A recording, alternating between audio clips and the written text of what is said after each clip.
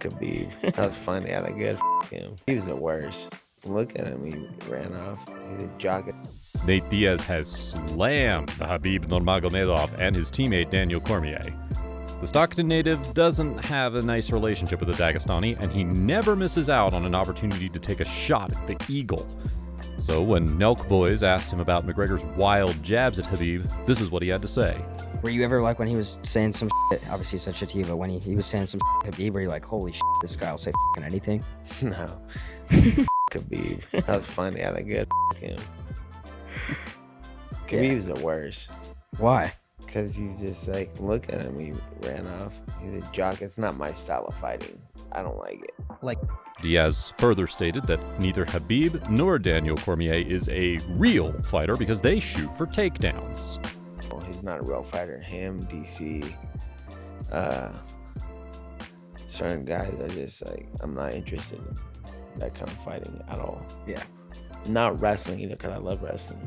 It's just like the wrestling, like jockey attitude. I'm a real fighter, and I like real fighters. People fight for real.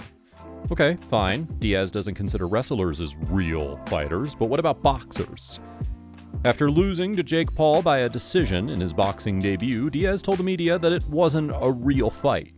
A real fight, according to Diaz, is an MMA or a street fight, like his duel on the streets a few months ago where he choked out Logan Paul lookalike Rodney Peterson.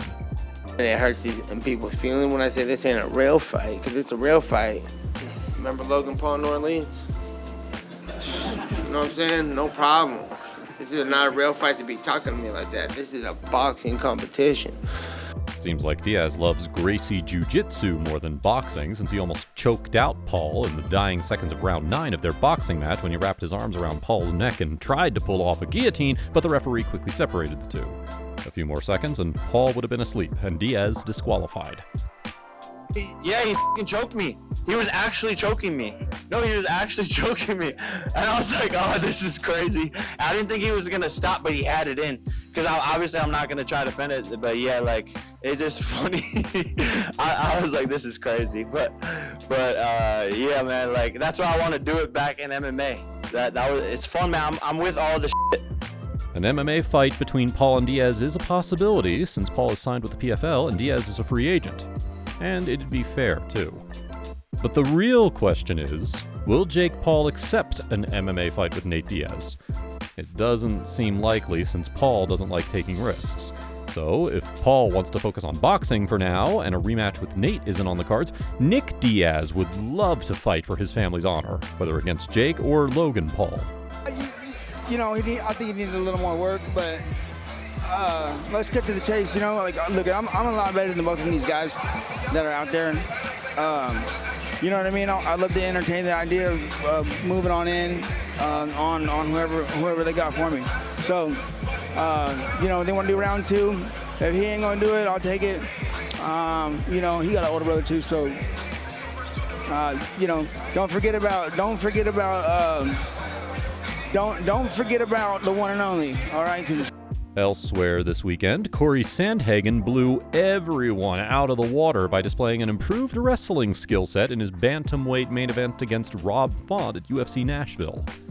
Sandhagen was originally scheduled to face Dagestani Sambo world champion Umar Nurmagomedov, so he must have focused more on wrestling during his training camp, and that showed in his fight against Font, where he secured 7 out of 7 takedowns and took home a dominant decision victory. Sandhagen was booed by the crowd, but he doesn't care. Font doesn't wrestle that good. He doesn't have like immediate reaction, like an immediate wrestler reaction. He doesn't get up very well. The only way that he really gets up is on that underhook, and if I just shut that down, he's not going to really get up. So, you know, I know that there's lots of boos, and it's not the most exciting win maybe for the people in the crowd. UFC bantamweight champion Aljamain Sterling was Sandhagen's loudest critic. And here's what he tweeted during the UFC Nashville main event, quote, "After watching 3 rounds of dominance, Merab Dvalishvili and I are accepting wrestling applications for the bantamweight division. Doesn't anyone ever tell Merab or me that we're boring and don't do anything with takedowns? The audacity, LOL.